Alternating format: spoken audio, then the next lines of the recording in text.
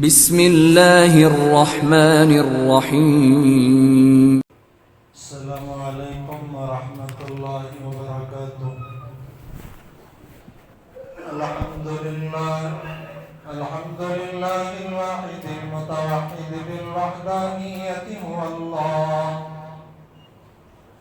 الفرد المتفرد بالفردانیت هو اللہ العزیز المتعزز بالعزت هو اللہ القدیر المقتدر بالقدرت هو اللہ قبل كل شيء هو الله بعد كل شيء هو الله الأول هو الله والآخر هو الله الظاهر هو الله والباطن هو الله أول الأولين هو الله آخر الآخرين هو الله. أما بعد فأعوذ بالله من الشيطان الرجيم. بسم الله الرحمن الرحيم. ولنبلونكم بشيء من الخوف والجوع ونقص من الأموال والأنفس والثمرات وبشر الصابرين. وقال تعالى في مقام آخر وما أرسلناك إلا رحمة للعالمين.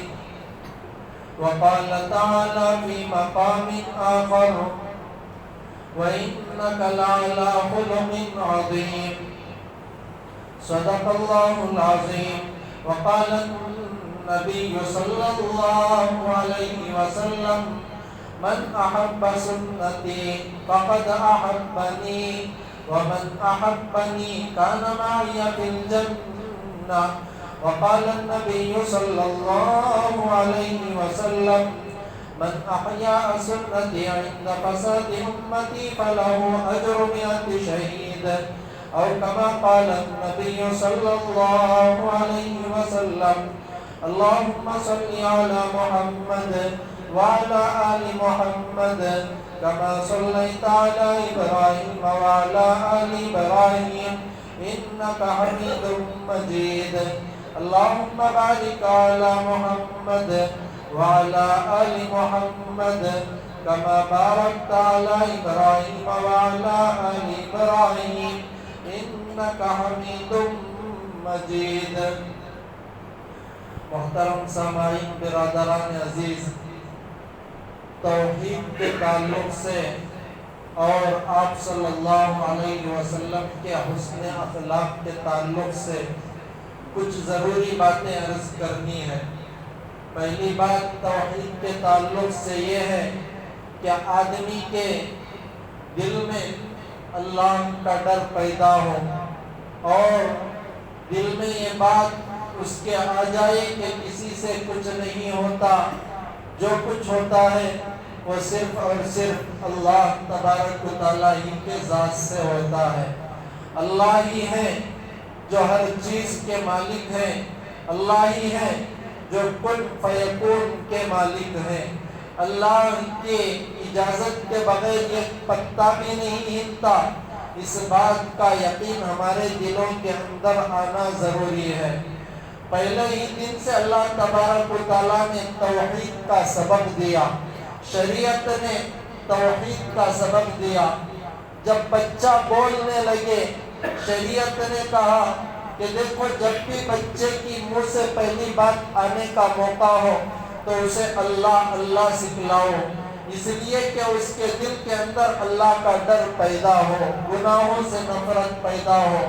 اللہ دیکھیں جب بچے کی پیدائش کا موقع آتا ہے تو اس سے پہلے بچہ ماں کی پیٹ میں ہوتا ہے. یہاں اللہ تبارک و تعالیٰ نے ہمیں سبق دیا کہ اگر کوئی انسان کوئی چیز بناتا ہے تو اسے وہ چیز بنانے کے واسطے روشنی کی ضرورت پڑتی ہے. بہت زیادہ کام تو دن کے اجالے میں ہوتے ہیں. اگر رات کے اندھیرے میں کوئی کام کرنا ہو تو وہاں بھی لائٹیں جلائی جاتی ہیں تاکہ کام میں کوئی فرق امتیاز پیدا نہ ہو. مگر اللہ تو وہ ہے کہ ماں کے پیٹ کے اندر جب بچے کو بناتے ہیں تو بالکل اندھیرا ہوتا ہے. اس اندھیرے میں اللہ تبارک و تعالیٰ ایسے طریقے سے بچے کو بناتے ہیں جس کی کوئی حد نہیں ہوتا. یہ ایک دن میں لاکھوں کی تعداد میں، بلکہ دنیا جب سے بنائی گئی اس وقت سے کروڑوں بچے پیدا ہوئے، مگر ہر ایک کی شکل الگ الگ، ہر ایک کی انگلی کے پور کا طریقہ الگ الگ، ہر ایک کی سیرت الگ الگ اللہ نے بتلائی. اللہ نے فرمایا کہ دیکھو میں کیسا پیدا کرنے بچوں کو کیسے طریقے سے پیدا کرتا ہوں. تو یہاں اللہ نے امت کو سبق دیا کہ تم عاجز ہو، جو کچھ ہو وہ میں ہوں. تو اس لیے سب سے پہلے توحید کا سبق امت کو ملا کہ فَعْلَمْ أَنَّهُ لَا إِلَهَ إِلَّا اللَّهُ، کہ جو بھی تمہیں سیکھنا ہو، جو علم بھی تمہیں سیکھنا ہو تو وہ بعد میں سیکھو. فَعْلَمْ پہلا سیکھنا ہو تو لا الہ الا اللہ، تو لا الہ الا اللہ کو سیکھو. انجینئر بننا ہو، ڈاکٹر بننا ہو، تم جو کچھ بھی تعلیم حاصل کرنا ہو وہ تعلیم بعد میں حاصل کرو. پہلے حاصل کرنا ہو تو وہ توحید کا سبق دل کے اندر پیدا کرو اور توحید کے سبق کو سیکھو. اس لیے کہ اگر مسلمان کے اندر توحید کا سبق نہیں ہوگا تو یہ مسلمان گمراہ بھی ہو سکتا ہے اور غلط طریقے کو بھی اختیار کر سکتا ہے. اللہ نے قرآن میں فرمایا وَأَلْهَمَهَا فُجُورَهَا وَتَقْوَاهَا، بندے کے اندر اللہ نے فجور کی، برائی کی اور تقوی کی دونوں لائنوں کو پروئے ہیں. اگر آدمی تقوی کو اختیار کرنا ہو تو کچھ محنت ضروری ہے. اس لیے کہ اگر کھیتی کے اندر کوئی محنت نہ کی جائے تو نہ کرنے کی حالت میں کھیتی میں بیکار جھاڑیاں اڑ جاتی ہیں، بیکار چیزیں اگ جاتی ہیں. مگر یہی کھیتی میں غذا پیدا کرنا ہو تو اس کے پیچھے کچھ پیسے بھی لگتے ہیں، محنت بھی لگتی ہے، تب جا کر ایک اچھی چیز ہمارے ہاتھ آتی ہے. تو اس انسان کے واسطے بھی یہی سبق ہے، کچھ بننا ہو تو محنت کرنا ضروری ہے. بگڑنے کے واسطے محنت کی زیادہ ضرورت نہیں پڑتی، آدمی کے بننے کے واسطے بہت زیادہ محنت کرنا پڑتا ہے. اگر اخلاق بنانا ہو، اگر آدمی بننا ہو، بڑوں کا ادب سیکھنا ہو، چھوٹوں پر شفقت مہربانی سیکھنا ہو، یہ سب کے پیچھے محنت ضروری ہے. محنت کے بغیر کوئی چیز آدمی سیکھ نہیں سکتا. اور ہمارے نبی کے اخلاق، نبی کے احادیث یہ ہمارے واسطے سیکھنے کے واسطے بہت بڑا سبق ہے. اللہ کے نبی صلی اللہ علیہ وسلم کے واقعات کو پڑھے، ہمیں سبق ملتا ہے کہ نبی نے کتنے حسن اخلاق کا ہمارے سامنے معاملہ دکھایا کہ دیکھو ایسے اخلاق کو اختیار کیا جاتا ہے. ایک مرتبہ اللہ کے نبی اور صحابہ کسی جگہ سفر پر روانہ تھے. ایک جگہ پڑاؤ ڈالا، کھانا کھانے کا وقت آیا، صحابہ نے ایک بکری کو ذبح فرمایا اور کھانے کے معاملے میں بات چیت ہونے لگی. ایک صحابی ایک ذمہ داری، دوسرے صحابی دوسری ذمہ داری لینے لگے. اللہ کے نبی نے اس وقت فرمایا میرے ذمے میں یہ بات ہو کہ میں جنگل جاؤں گا، لکڑیاں لے کر آؤں گا. صحابہ نے اللہ کے نبی کے سامنے بطور ادب یہ درخواست کی، یا رسول اللہ آپ تو نبی ہیں، آپ تو ہمارے آنکھوں کا، ہمارے سر کا تاج ہیں، یہ مشکل آپ سے ہم کو گوارا نہ ہوگی. اللہ کے نبی نے اس وقت فرمایا میں فرق امتیاز کو پسند نہیں کرتا.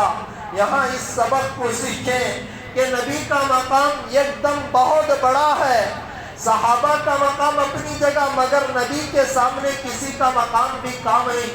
اتنا بڑا مقام ہونے کے باوجود نبی فرما رہے ہیں کہ میں فقر و امتیازیت کو پسند نہیں کرتا.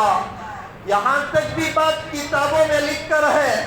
اللہ کے نبی صحابہ کے درمیان ایسے بیٹھتے تھے کہ باہر سے آنے والے کو پہچاننا مشکل ہوتا تھا کہ اس میں سردار کون ہے. مگر بعد میں درخواست کرنے پر اللہ کے نبی کو تھوڑا اونچی جگہ پر بیٹھنا پڑا. اتنی زیادہ عاجزی امت کے سامنے اللہ کے نبی نے سکھلائی کہ تم فقر و امتیازیت پیدا نہ کرو. اگر اللہ نے دولت دی ہے، اللہ نے عہدہ دیا ہے، اللہ نے مرتبہ دیا ہے، اللہ تم سے کچھ خدمت لے رہے ہیں، اللہ تمہیں کسی جگہ کا امیر بنا کر ہے، اللہ تمہیں کسی جگہ کا ایک بڑا بنا کر ہے، تو اس وقت امتیازیت اختیار نہ کرو، بلکہ عاجزی کے ساتھ چلو. یہ عاجزی اللہ تبارک و تعالیٰ کو بھی پسند ہے. من تواضع للہ، جو اللہ کے واسطے عاجزی اختیار کرتا ہے، اللہ کے نبی نے فرمایا رفعہ اللہ، اللہ تبارک و تعالیٰ اسے بلند مرتبہ عطا فرماتے ہیں. تو آج ہمیں سبق ملتا ہے کہ اگر دولت آ گئی، عہدہ آ گیا، مرتبہ آ گیا، اللہ کے طرف سے کوئی اونچا مقام مل گیا، خود بخود رنگ روپ سب کچھ ہمارا بدل جاتا ہے. دیکھیں کچھ مرتبہ اللہ تبارک و تعالیٰ راضی ہو کر عہدہ دیتے ہیں، کچھ مرتبہ اللہ تبارک و تعالیٰ راضی ہو کر کچھ مال و دولت دیتے ہیں، بعض مرتبہ اللہ تبارک و تعالیٰ ناراض ہو کر بھی دولت دیتے ہیں. دیکھیں حضرت داؤد علیہ السلام کو اللہ نے حکومت دی تو راضی ہو کر، حضرت سلیمان علیہ السلام کو اللہ نے حکومت دی تو راضی ہو کر، فرعون کو اللہ نے حکومت دی ناراض ہو کر، نمرود کو اللہ تبارک و تعالیٰ نے حکومت دی ناراض ہو کر، ابو جہل کو اللہ نے حکومت دی. یہ ناراضی کی حالت میں دولت حاصل کرو، عہدہ حاصل کرو، اللہ کی رضامندی کو سامنے رکھ کر حاصل کرو. اللہ کی ناراضگی کو رکھ کر حاصل کرنے کا آخرت میں بلکہ دنیا میں بھی کوئی فائدہ حاصل انشاءاللہ نہیں ہوتا. اس لیے کہ اللہ تبارک و تعالیٰ کی رضامندی کو سامنے رکھ کر ہر کام کرنا ضروری ہے. آج کہتے ہیں تو برا لگتا ہے، برا نہ مانے. اگر عہدہ مل گیا تو ہمارے آنکھوں کے سامنے ہم دیکھتے ہیں کہ لوگوں کی نظریں بدل جاتی ہیں، لوگوں کی عادتوں کو ہم نے بدلتا ہوا دیکھا صرف مرتبے کی وجہ سے. بھائی یہ چیز ہمیشہ رہنے والی نہیں ہے. آدمی کو اللہ کے طرف سے کچھ مل جائے، شکر کے ساتھ عاجزی کے ساتھ سر جھکا کر کام کرے. فتح مکہ کا موقع تھا، اللہ کے نبی چاہتے، صحابہ چاہتے تو اپنا سینہ تان کر مکے میں داخل ہو سکتے تھے، مگر کتابوں میں یہ بات لکھ کر ہے اللہ کے نبی اس وقت ایسے داخل ہوئے کہ اللہ کے نبی سر جھکائے ہوئے تھے. یہ تھی ہمارے اسلام کا طریقہ، یہ تھے نبی کے اخلاق. ان اخلاق سے ہمیں سبق حاصل کرنا پڑتا ہے. اگر اللہ نے کچھ عہدہ دیا، سب سے پہلے عاجزی کو اختیار کرے، اللہ کی نعمتوں کی ناشکری نہ کرے. اللہ نے قرآن میں فرمایا وَمَا قَدَرُ اللَّهَ حَقَّ قَدْرِهِ، اللہ کی قدر جیسے کرنی تھی بندوں نے ایسی قدر نہیں کی. فَبِأَيِّ آلَاءِ رَبِّكُمَا تُكَذِّبَانِ، اللہ کی نعمتوں کو آج جھٹلایا جا رہا ہے. جو بھی ملے اللہ کی ایک نعمت سمجھ کر اس کی قدر کر لیں. اس لیے کہ پہلے دور کے اندر جو نعمتیں بندوں کو ملی ہیں اس سے زیادہ نعمتیں اس دور کے ادنا سے ادنا آدمی کو بھی اللہ تبارک و تعالیٰ دے رہے ہیں. پہلے دور میں صرف موسمی پھل ملتے تھے، آج بے موسم پھل بھی آج ہر آدمی کو مل رہے ہیں. حضرت مریم علیہ السلام قرآن میں لکھ کر ہے وجد عندها رزقا، ان کو بے موسم پھل ملے. تو حضرت زکریا نے پوچھا یا مریم انا لکی ھذا، اے مریم یہ بے موسم پھل تمہیں کہاں سے؟ حضرت مریم نے فرمایا وہ من عند اللہ، اللہ کی طرف سے. پہلے کے اولیاء کو جو ملتا تھا وہ اس دور کے ادنا سے ادنا آدمی کو اللہ تبارک و تعالیٰ دے رہے ہیں. مگر آج جتنی اللہ کی ناشکری، آج جتنی اللہ کی نعمتوں کی ناقدری ہو رہی ہے، پہلے اتنی زیادہ ناشکری اور ناقدری ہو کر ہی نہیں ہے. اس لیے کہ پہلے جیسے انبیاء کا مذاق اڑایا جاتا تھا، آج انبیاء کا دور تو ختم ہو گیا، انبیاء کی سنتوں کا مذاق اڑایا جا رہا ہے. حدیث کے اندر یہ بات ملتی ہے کہ لوگ کہتے تھے کہ دیکھو یہ نبی جا رہا ہے، مگر حدیث میں یہ بات بھی مل رہی ہے انبیاء کا مذاق اڑایا جاتا تھا۔ حدیث میں یہ بات ہے ایک دور ایسا آئے گا کہ سنت پر عمل کرنا ایسا ہوگا جیسا ہاتھ میں انگارہ لینا۔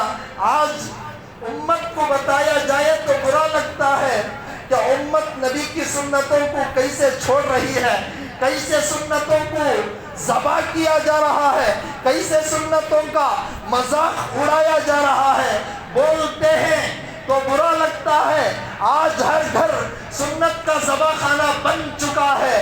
ساتھی غور کرے، اگر بچہ جوان ہو کر 50,000 روپیے کماتا ہے، باپ بیٹے کی تعریفیں جگہ جگہ کرتا ہے، میرے بیٹا بڑا ڈیوٹی حاصل کیا ہوا ہے، مگر یہی بچہ سنت کو چہرے پر سے کٹائے، یہی بچہ نمازوں کو چھوڑے، یہی بچہ اپنے نبی کی سنت کو چھوڑے، یہی بچہ شریعت کے طریقے کو پامال کرے، یہی بچہ شریعت کو پس پشت ڈالے، تو بچے کے بارے میں فکر بھی نہیں ہوتی، اس لیے کہ دنیا ہمارے دل کے اندر آ گئی، دنیا کا درد ہمارے دل میں آیا، دنیا کی محبت ہمارے دل میں آئی، دنیا کو ہم نے سر پر بٹھایا۔ اگر سر پر نہیں بٹھایا، آنکھوں کا تاج نہیں بنایا، تو نبی کی سنتوں کو ہم نے نہیں بنایا۔ غور کرے، فکر کرے، نبی کی سنت کیا تھی، نبی کے حسن اخلاق کیا تھے، شریعت کا طریقہ کیا تھا، دین ہمیں کیا سبق سکھلایا اور دین نے کس چیز سے روکا۔ آج ہمارے اندر اس کی اہمیت بالکل ختم ہو گئی۔ آج گھر کے اندر کوئی قیمتی چیز اگر بیٹا پھوڑ دے تو باپ ماں دونوں بیٹے کو ڈانٹتے ہیں، مگر یہی سنت کا جنازہ گھر سے اٹھے، ماں کے دل میں تھوڑی بھی تڑپ نہیں ہوتی۔ یہ کیوں؟ اس لیے کہ آج ہمارے دلوں کے اندر جو سنت کی اہمیت ہونا تھا، وہ سنت کی اہمیت بالکل ختم ہو گئی۔ وجہ اس کی یہی کہ جو درد دین ہونا تھا، جو دل کے اندر ایمان کا درد ہونا تھا، وہ دل کے اندر سے ایمان کا درد ختم ہو گیا، جس کی وجہ سے آج حالات امت کے ساتھ پیدا ہو گئے۔ ساتھی، اب بھی سدھرنے کا وقت ہے۔ آج کل کوئی پریشانی آتی ہے، دوسروں کے اوپر ڈال کر یہ کہتے فلاں کے طرف سے آ گیا۔ یہ عادت بنی اسرائیل کی عادت ہے۔ قرآن نے کہا وَإِن تُصِبْهُمْ سَيِّئَةٌ يَطَّيَّرُوا بِمُوسَىٰ، بنی اسرائیل یہی کہتے تھے کوئی پریشانی آتی کہ موسیٰ اور موسیٰ کے جگر پاروں کی طرف سے آئی، مگر ہمیں قرآن سبق سکھلاتا ہے وَمَا أَصَابَكُم مِّن مُّصِيبَةٍ فَبِمَا كَسَبَتْ أَيْدِيكُمْ وَيَعْفُو عَن كَثِيرٍ، تمہارے اوپر جو بھی پریشانی آ رہی ہے، یہ سب کچھ تمہارے ہاتھوں کے کرتوت ہیں۔ ان کرتوت کی وجہ سے اللہ تبارک و تعالیٰ تمہارے اوپر کچھ حالات بھیج رہے ہیں۔ اب بھی سدھرنے کا وقت ہے، اب بھی نبی کے اخلاق کو اپنانے کا وقت ہے، اب بھی نبی صلی اللہ علیہ وسلم کے نقش قدم پر چلنے کا وقت ہے، ورنہ حالات وہ دن دور نہیں جو حالات دوسرے بڑے بڑے ممالک میں ہوئے، بعد میں مسلمانوں نے پچھتایا، پریشان ہوئے، کوئی کاروبار میں کام نہیں آیا۔ وجہ کیا ہے؟ آج امت ہمارے دین کو پسے پشت ڈال بیٹھی۔ اللہ کے واسطے اب بھی سدھرنے کا وقت ہے، امت کو سبق سیکھنے کا وقت ہے۔ امت آج بھی سبق نہ سیکھے، وہ حالات دور نہیں کہ مسلمان مٹتے ہوئے ہمیں نظر آئے اور ہم کچھ نہ کر سکے۔ مسلم پرسنل لا بورڈ کی رپورٹ میں نے ایک پڑھا، اس کے اندر حضرت نے یہ بات لکھی تھی کہ دیکھو کچھ ہی سال سے 25,000 مسلمان نوجوانوں کو قتل کر دیا گیا، کوئی پوچھنے والا نہیں۔ حالات امت کے اوپر آ رہے ہیں، امت اب بھی سبق سیکھنے کے واسطے تیار نہیں۔ امت کے نوجوانوں کو جیل کے سلاخوں کے پیچھے ڈالا گیا ہے، کوئی پوچھنے والا نہیں۔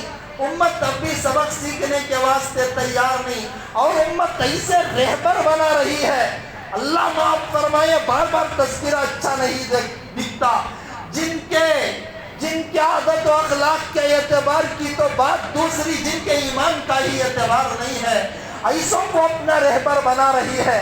ہم کہاں تک کہیں، کہاں تک بیان کریں، درد دل سے کہنا پڑتا ہے ساتھی۔ اللہ معاف فرمائے، بس میں میری بات کو آگے بڑھا دوں گا۔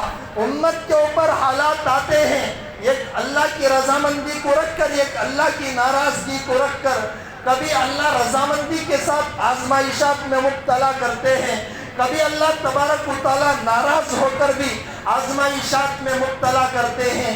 اب غور کریں، حضرت موسیٰ علیہ السلام کے ساتھ بھی حالات آئے۔ حضرت موسیٰ علیہ السلام اور ان کی قوم بنی اسرائیل فرعون کے قبضے میں تھی، بنی اسرائیل سے بڑے بڑے کام لیا کرتے تھے۔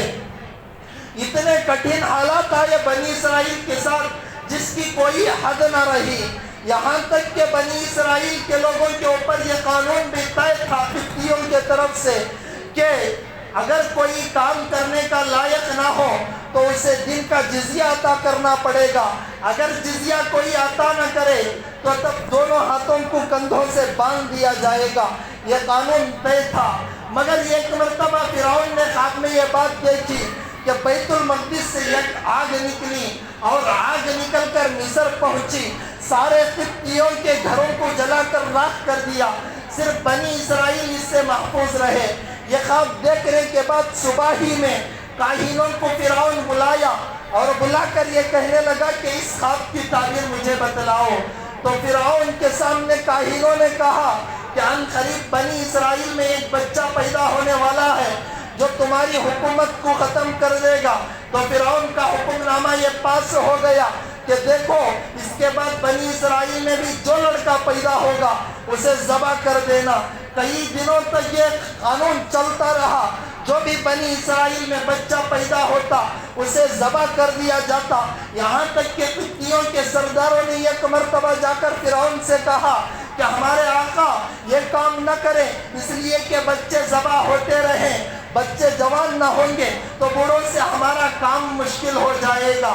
اتنا سخت قانون ہوا کہ بچے ذبح ہوتے رہے اور حضرت موسیٰ کی قوم دیکھتی رہی، کسی کو روکنے کا ٹوکنے کا اختیار اور یہ درد بھی حاصل نہیں تھا، اگر کوئی کہتا فوراً اس کا قتل عام ہوتا۔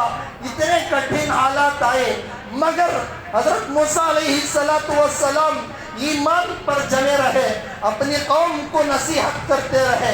وقت ایسا بھی آیا حضرت موسیٰ کو اللہ نے کامیابی دلائی، فرعون کو غرق کیا۔ اس واقعے سے ہمیں سبق ملتا ہے کہ ہم اپنے ایمان پر ڈٹے رہیں، استقامت کا مظاہرہ کریں۔ مگر آج ہمارے نوجوانوں کو کہا جائے نوجوان داڑھی چھوڑو، نوجوان تم نماز پڑھو، نوجوان مسجد میں آنے کی پابندی کرو، نوجوان برے کاموں کو چھوڑو، نوجوان حرام کاموں کو چھوڑو، کوئی چھوڑنے کے لیے تیار ہی نہیں ہے۔ آج کل بہت سارے جانور ایسے مل جائیں گے تربیت یافتہ، مالک کی ایک آواز پر اپنا کھانا چھوڑ دیتے ہیں، مگر ہم تو امت محمدیہ ہیں۔ اللہ کے نبی نے کھول کھول کر سبق سکھلایا، یہ حرام ہے، یہ حلال ہے، یہ مکروہ ہے، یہ تحریمی ہے، یہ تنزیہی ہے۔ فقہا نے کھول کر ہمارے سامنے کتابیں رکھ دی کہ یہ کام نہ کرو، علماء نے کھول کر بیان کر دیا، مگر امت تیار نہیں ہے، امت تیار نہیں ہے۔ اگر کوئی کہہ دے تو اس کے خلاف آواز اٹھانے تیار ہے، مگر امت اچھے کام کرنے کے واسطے تیار نہیں ہے۔ ہم جانور سے بھی بولتے ہیں، برا لگتا ہے، بدتر ہوتے نظر آ رہے ہیں، اس لیے کہ تربیت یافتہ جانور اپنے آقا کی اتنی قدر کرتا ہے، آقا جو بول دے اس پر ڈٹ جاتا ہے، مگر ہم تو نبی کی امت ہیں، نبی نے جگہ جگہ ہمیں سبق سکھلایا، مگر اس کے باوجود حرام سے ہم باز نہیں آتے، حلال کو ہم مضبوط نہیں پکڑتے، جس کی وجہ سے آج یورپ سے لے کر امریکہ تک، چین سے لے کر برما تک جگہ جگہ مسلمانوں کو ذبح کیا گیا، کوئی پوچھنے والا نہیں۔ اور جہاں مسلم ممالک ہیں ان مسلم ممالک کے اندر بھی صلیبی طاقتیں اور صلیبی کار فرمائیاں اور صلیبی اندر کی باتیں اتنی پھیلا گئے کہ مسلمانوں میں لڑائی ہوتی رہی، مگر کوئی پوچھنے والا بھی نہیں، ایک پلیٹ فارم پر مسلمان آنے کے لیے تیار نہیں۔ آخر یہ سب کیوں ہو رہا ہے؟ بس دین سے دوری کی وجہ سے ہو رہا ہے۔ ہمارے نبی نے حسن اخلاق کی اتنی تعریف کی جس کی کوئی حد نہ رہی۔ اللہ کے نبی کے سامنے ایک مرتبہ ایک عورت کا تذکرہ ہوا، یا رسول اللہ وہ نماز بھی پڑھتی ہے، وہ تہجد بھی پڑھتی ہے، وہ روزہ بھی رکھتی ہے، مگر پڑوسی اس سے محفوظ نہیں۔ نبی نے فرمایا وہ جہنمی ہے۔ ایک عورت کا تذکرہ ہوا، وہ زیادہ نماز نہیں پڑھتی، فرائض پر سنت پر اکتفا کرتی ہے، تہجد کی پابندی بھی نہیں کرتی، نوافل روزوں کا اہتمام بھی نہیں کرتی، مگر پڑوسی اس سے محفوظ ہیں۔ نبی نے فرمایا کہ یہ جنتی ہے۔ اب دیکھیں یہاں نبی اس لیے فرمائے کہ حسن اخلاق کی تعریف بتلانا تھا کہ حسن اخلاق کو اپناؤ۔ کوئی نمازی بھی ہو، کوئی روزہ بھی رکھتا ہو، مگر اس کے شر سے کوئی دوسرے محفوظ نہ ہو تو یہ اس کے لیے جنت میں جانے کا راستہ بن نہیں سکتا۔ آج غریب ممالک میں جانے کے واسطے بھی ویزا ضروری ہے، ویزے کے بغیر غریب ممالک بھی اپنے اندر ہمیں لینے کے لیے تیار نہیں ہیں، جبکہ جنت ایک بڑی چیز ہے کہ اتنی سستی ہو گئی جیسے اعمال کرو بس جنت میں ہم چلے جائیں۔ نہیں ہو سکتا۔ بس نماز روزہ اپنی جگہ، اس کی پابندی تو ضروری، مگر اس کی پابندی کے ساتھ ساتھ حسن اخلاق کو اپنانا حد درجہ ضروری ہے۔ آج آدمی کے اندر سب سے زیادہ جس چیز کی کمی ہے، بولتے ہیں برا لگتا ہے، حسن اخلاق کی کمی ہے۔ بہت سارے نمازی ایسے ہیں جو اپنی نماز پڑھنے کے باوجود جن کے شر سے پڑوسی اپنے رشتہ دار دوسرے محفوظ نہیں ہیں، ایسے نماز کا کیا فائدہ ہوگا؟ جہاں نماز ضروری، جہاں روزہ ضروری، جہاں عبادت ضروری، وہاں معاشرت بھی ضروری، وہاں معاملات بھی ضروری، وہاں اخلاقیات بھی ضروری ہیں۔ یہ ہمیں اسلام سبق سکھلاتا ہے، نبی کے اخلاق ہمیں سبق سکھلاتے ہیں۔ بس تم اس پر اکتفا نہ کرو، عبادت کے راستے سے دین آ جاتا ہے مگر معاملات صحیح نہ ہو، معاملات کے راستے سے دین چلے جاتا ہے۔ عبادت سے آدمی کے اندر آدمی کی روح مضبوط ہو سکتی ہے، مگر معاملات صحیح نہ ہونے کی وجہ سے آدمی کی روح بالکل گھٹیا کمزور ہو جاتی ہے۔ تو اس لیے بڑی بات یہ ہے کہ اخلاق کو بنائیں، اخلاق کو سدھارے۔ آج کل کوئی عہدہ مل گیا، آرڈر پاس نہ کریں، بلکہ نبی کے اخلاق کو دکھائیں۔ بات کریں تو برا نہ مانیں، اللہ کے نبی کے اخلاق کو دیکھیں۔ حضرت انس نے 10 سال تک خدمت کی مگر نبی نے کبھی نہ ڈانٹا، کبھی برا بلا نہ کہا۔ انس کا خود فرمان ہے کہ نبی نے مجھے کبھی یہ نہ کہا یہ کرو، اور کبھی یہ نہ کہا کہ یہ نہ کرو۔ یہ حسن اخلاق تھے۔ آج کل بڑے یہی کہتے ہیں کہ سختی نہ کی جائے، ڈانٹ ڈپٹ نہ کیا جائے تو کام نہیں بنتا، نرمی اختیار کی جائے تو کام نہیں بنتا، جبکہ نبی تو سب سے بڑے ہیں، پوری امت کا بوجھ نبی کے ہاتھ میں ہے۔ اس کے باوجود نبی سبق سکھلا رہے ہیں کہ امت تم سختی اختیار نہ کرنا، تم پرنسپال ہو، تم محتمم ہو، تم صدر ہو، تم بڑی عہدے پر ہو، سختی اختیار نہ کرو۔ نبی سب سے بڑے MLA تھے، نبی سب سے بڑے وزیر اعظم تھے، نبی سب سے بڑے صدر تھے، اس کے باوجود نبی سبق سکھلا رہے ہیں کہ تم سختی نہ کرو۔ نبی چاہتے تو سختی کر سکتے تھے، اور مسجد کے اندر پیشاب کرنے والے کو صحابہ نے ڈانٹنا چاہا تھا، نبی نے فرمایا ڈانٹ تو نہیں، پورا پیشاب کرنے دو۔ بعد میں محبت سے سمجھایا کہ ایسا کرنا ہے، یہ تو اللہ کی عبادت کا گھر ہے، پیشاب خانہ نہیں ہے۔ وہ صحابی نے خود فرمایا بس نبی کی اتنی بات نے میرے دل کو چور چور کر دیا، علاقہ مسلمان ہو گیا۔ آج عہدہ مل گیا، آرڈر پاس، اوے ایسا کرو، اوے ایسا کرو۔ بھائی اللہ کی طرف سے عہدے ملتے ہیں، عہدوں کو سمجھے، نعمت سمجھے، آرڈر بل پاس نہ کرے۔ اللہ وہ ہے جو دینے پر قادر ہے تو چھیننے پر بھی قادر ہے۔ تو اس لیے بات کو سمجھے، برا نہ مانے، نبی کے اخلاق کو اپنے دل کے اندر پیدا کریں، اور اللہ نے جو چیز دی ہے اس کی قدر کریں، ورنہ جس نعمت کی قدر نہیں کی جاتی وہ نعمت چھین لی جاتی ہے۔ اللہ ہمیں عمل کی توفیق عطا فرمائے۔ اگر کسی کو اللہ بڑا عہدہ عطا کر ہے، اللہ اسے صحیح رخ پر لے جانے کی توفیق عطا فرمائے۔ آمین۔ وآخر دعوانا ان الحمد للہ رب العالمین۔